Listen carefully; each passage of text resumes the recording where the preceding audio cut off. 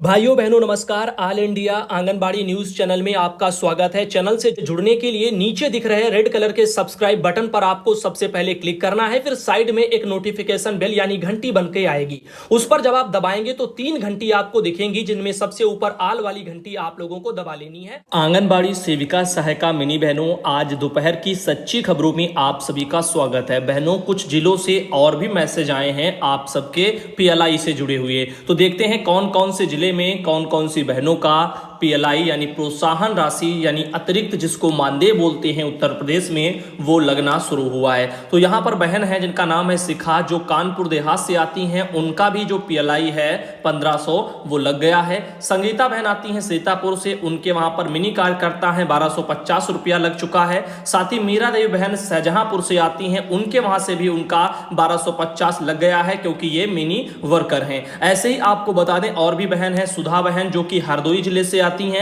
और हरदोई जिले में भी जो है इनका 1500 रुपया अंडर प्रोसेसिंग में लग गया है। साथ ही एक और बहन है रज्जन, जो फतेहपुर से आती हैं, और फतेहपुर में भी पीएलआई का पैसा इनका लग गया है। ऐसे ही एक और बहन आती हैं सुभावती देवी, जो सिद्धार्थ नगर से आती हैं, इनके वहां पर भी जो प्रोत्साहन राशि है यानी पीएलआई वो 1500 रुपया लग गया है। साथ ही बहन है जयबुन निशा, जो उत्तर प्रदेश के बलिया जिले से आती हैं, बलिया जिले में भी 1500 रुपया प्रोत्साहन जो है वो उनके वहां लग गया है। तो कुछ इस तरीके से इतने जिलों से हमारे पास मैसेज आए हैं, और जैसा कि मैंने कल आपको बताया था कि जो भी है वो निदेशालय से मानदेय लगने के लिए बोला गया, लेकिन दुख इस बात का है कि विभाग ने मानदेय नहीं लगाया है। जो ये लगाया है वो पीएलआई है यानी कि प्रोत्साहन राशि है, और इतने से केवल काम नहीं चलेगा। पिछले कई महीनों का बकाया है, बहुत सी बहनों का नवंबर से पैसा बकाया है। अब ऐसे में नवंबर से अभी तक का जितना है वो बहुत ही ज्यादा है। अब इतने में अगर किसी किसी का ये 1250 मिनी वर्करों का और 1500 रुपया अगर ये आंगनबाड़ी बहनों का लगा है,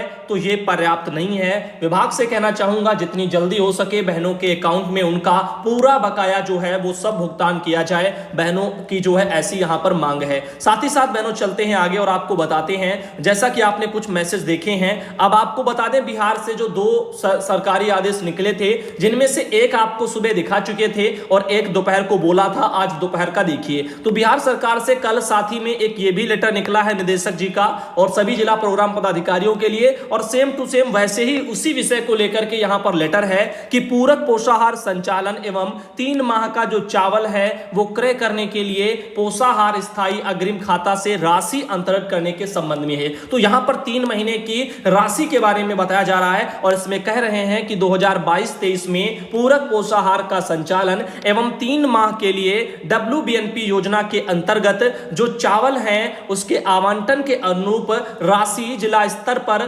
संचालित पूरक पोषाहार के स्थायी अग्रिम खाते से अंतरित करने हेतु संलग्न सूची के अनुसार लिमिट दिया जा रहा है, और कह रहे हैं कि अतः निर्देश दिया जाता है कि यहां पर सूची के अंतर्गत आवश्यक अनुरूप संबंधित बाल विकास परियोजना कार्यालय को पोषाहार चावल एवं यहां पोषाहार संचालन एवं चावल जो है वो क्रय करने के लिए सूची के अनुसार राशि उपलब्ध कराना सुनिश्चित करें। साथ ही निर्देश दिया जाता है कि इस मद में निकासी की गई राशि को आवंटन प्राप्त होते ही अविलंब पेरेंट अकाउंट में वापस कर दिया जाना अनिवार्य होगा। तो फिलहाल के लिए चलते हैं आगे। तो ये रहा था एक लेटर, और इसके अलावा अगर हम बात करें तो उत्तर प्रदेश से कुसुम जिले से यानी कुसुम बहन आती है मऊ जिले से। समस्या इनकी है, हो सकता है आप में से भी कई बहनों के साथ में आ रही हो। इनका कहना भैया जी मैं चार्ज वगैरह चलाती हूँ। चार्ज का तात्पर्य है चार्ज जिनको मिला है किसी सेंटर का एक्स्ट्रा, समझ लीजिएगा, वो चला रही हैं। तो इनका कहना है कि हमको इसका पैसा नहीं मिलता है, और मैडम भेज देती हैं कि अन्नप्राशन कराओ,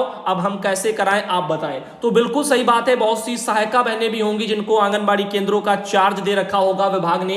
अब ऐसे में उनको बोला जा रहा होगा कि आप गतिविधियां कराओ, और गतिविधियों के लिए जो पैसे आते हैं वो पैसे जो है इन चार्ज वाली बहनों को विभाग नहीं दे रहा है। अब ऐसे में बहनें वो गतिविधियां कैसे कराएं, और फिर वो पैसा कहां जा रहा है उन सेंटरों की गतिविधियों का, इसके बारे में विभाग थोड़ा ध्यान दे।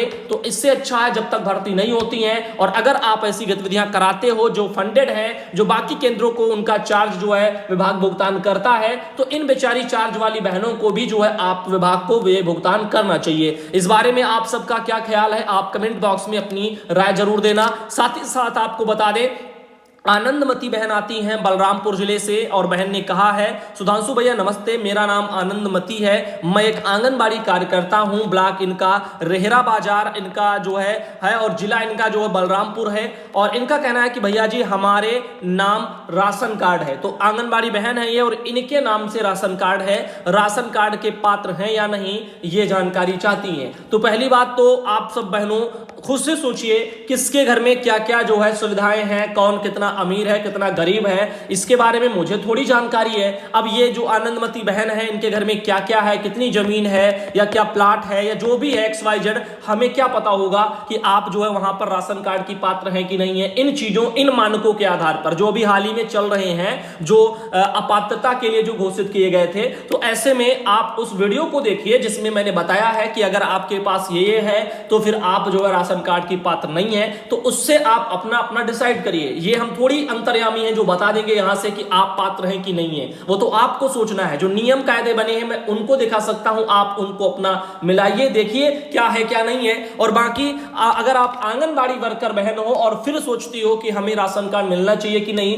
तो इसके बारे में भाइयों बहनों आप सब क्या जो है कहना है वो आप लोग बताएं कि क्या आंगनबाड़ी बहन जिनका राशन कार्ड है क्या वो राशन कार्ड गलत है। अगर वो गरीब हैं और नौकरी अगर आंगनबाड़ी की कर रही हैं तो क्या राशन कार्ड के लिए पात्र होंगी कि नहीं होंगी। ऐसी समस्याएं हैं क्योंकि आंगनबाड़ी की नौकरी कोई सरकारी नौकरी नहीं है, ना ही वो कोई इनकम टैक्स पे करती हैं क्योंकि इतना सैलरी ही नहीं है। ऐसी बहुत सारी चीजें हैं जो उनको गरीब सिद्ध करती हैं। तो ऐसे में मुझे नहीं लगता कि यहां पर दिक्कत वाली चीजें हैं। और फिलहाल आप सभी अगर थोड़ा बहुत सपोर्ट करें इस मामले में तो और थोड़ी जानकारी आ सकती है। वही बात करते हैं हरियाणा के जींद से। तो हरियाणा के जींद से खबर आ रही है, हरियाणा की बहनों 260 आंगनबाड़ी 52 सुपरवाइजर को पोषण के लिए प्रशिक्षण वहां पर दिया गया है। आइए इस प्रशिक्षण के बारे में थोड़ा बात कर लेते हैं, कैसा प्रशिक्षण है और क्यों दिया जा रहा है। ये कुछ तस्वीरें आ रही हैं वहां से और ये भी हाल फिलहाल का ही मैटर है, कुछ दिन पहले का।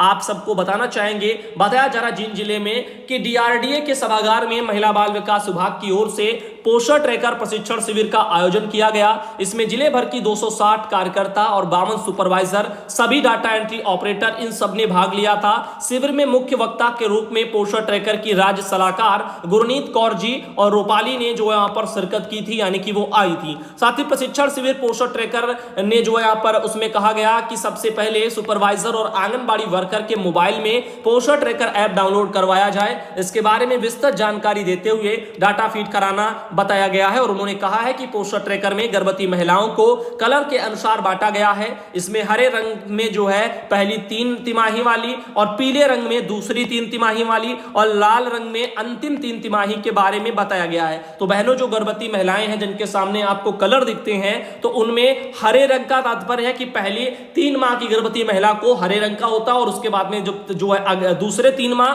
पीले रंग का और फिर लास्ट में लाल रंग का। इस तरह से वो कलर जो है यहाँ पर शो होते हैं, ऐसा वहां पर उनको बताया जा रहा है। वहीं पर आगे और आपको बताना चाहेंगे, कह रहे हैं कि यहां पर आगे देखिएगा कि वहीं तीनों तिमाही में गर्भवतियों को कौन कौन सी डाइट और कब कैसे लेनी चाहिए इसके बारे में भी बताया गया और जिससे डिलीवरी आसानी से हो सके। और उन्होंने बताया है कि पहली और अंतिम तिमाही में अधिक देखभाल करने की होती है और पहली तिमाही में गर्भवती में के पेट में भ्रूण तैयार होता है और इसीलिए यहाँ पर इन चीजों को लेकर के काफी सावधानियां बरतनी होती। तो फिलहाल के लिए ये कुछ जानकारी है जो पोषण ट्रैकर पर फीडिंग से पहले वहां पर बहनों को प्रशिक्षण के दौरान हरियाणा के जींद में दी जा रही है। वहीं पर बात करते हैं अगली एक जानकारी की जो कि आपकी उत्तर प्रदेश से जुड़ी हुई है। और बहनों आपको बता दें कि फाइलेरिया उन्मूलन का जो अभियान है वो 12 तारीख से शुरू ऐसा बताया जा रहा। तो आइए इसके बारे में जानकारी लेते हैं। सुल्तानपुर में यह खबर निकली है, फाइलेरिया उन्मूलन को लेकर के 12 से 27 मई तक जिले में मास ड्रग एडमिनिस्ट्रेशन अभियान, जिसको हम MDA राउंड बोलते हैं, वो चलाया जाएगा।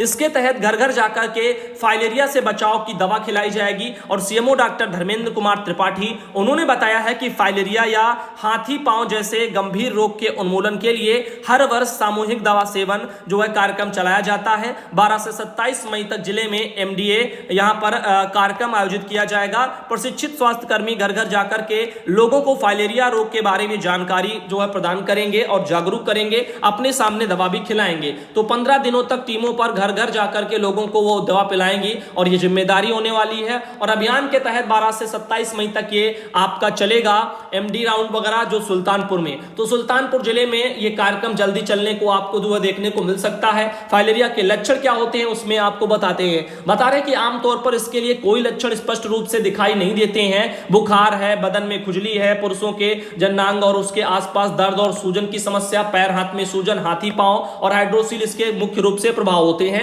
जो संक्रमित होने के बाद कई सालों बाद दिख सकते हैं। फाइलेरिया से बचाव किया जा सकता है, पर एक बार इसका प्रभाव बढ़ जाए तो इसका उपचार असंभव है, ऐसा बोला जा रहा है। तो ऐसी गंभीर जो बीमारियों से सावधान रहने की जरूरत है और इस अभियान को ज्यादा आगे और बढ़ाएं ताकि लोगों को इससे बचाया जाए। तो बचाव के उपाय भी यहां पर दिए गए हैं और साथ ही साथ दवा वगैरह का वितरण किया जाएगा। दवा का सभी लोग सेवन करें। वहीं पर चलते हैं आगे, आपको बताने उत्तर प्रदेश के प्रयागराज से एक खबर निकली है। मंत्री, सांसद और डीएम प्रयागराज में जो है आंगनबाड़ी कार्यकर्ता बहन के घर में भोजन किया और आवास वगैरह की चाबी दी। इस तरह से यहां पर कुछ जानकारियां आ रही हैं। मंत्री राजभर ने सांसद विनोद सोनकर, महापौर अभिलाषा गुप्ता नंदी व डीएम संजय कुमार खत्री, नगर आयुक्त रवि रंजन, इनके साथ सोनी के घर पर भोजन उन्होंने किया है और उन्हें खाने में खिचड़ी, दही और सलाद, पापड़ तथा मिष्ठान परोसा गया है। भोजन के बाद उन्होंने सोनी के परिवार का हाल भी जाना है। तो ये कुछ चीजें हैं जो वहां से कुछ तस्वीरें आ रही हैं। तो ऐसे तो कार्यक्रम काफी जगह देखने को आपको मिलते होंगे। फिलहाल के लिए आपको और आगे ले चलते हैं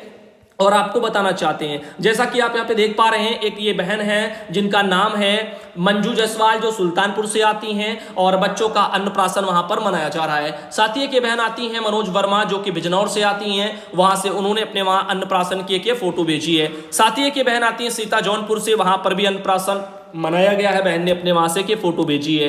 और इनके अलावा शोभा देवी बहन आती है अंबेडकर नगर से और वहां से उन्होंने अन्नप्राशन मनाया और एक फोटो भेजी है। और ये हैं सुषमा, जो कासगंज से आती हैं, उन्होंने अपने वहां पर अन्नप्राशन मनाया है और एक फोटो भेजी है। साथ ही कुसुमा बहन आती है लखीमपुर खीरी से, उन्होंने भी अन्नप्राशन मनाया और फोटो भेजी है। और इनके अलावा ये गीता बहन आती है आजमगढ़ से, उन्होंने बच्चों को पढ़ाते हुए फोटो भेजी है। तो आज दोपहर का जो बहनों वीडियो है उसको हम यहीं तक रखेंगे और अगले वीडियो में शाम को आप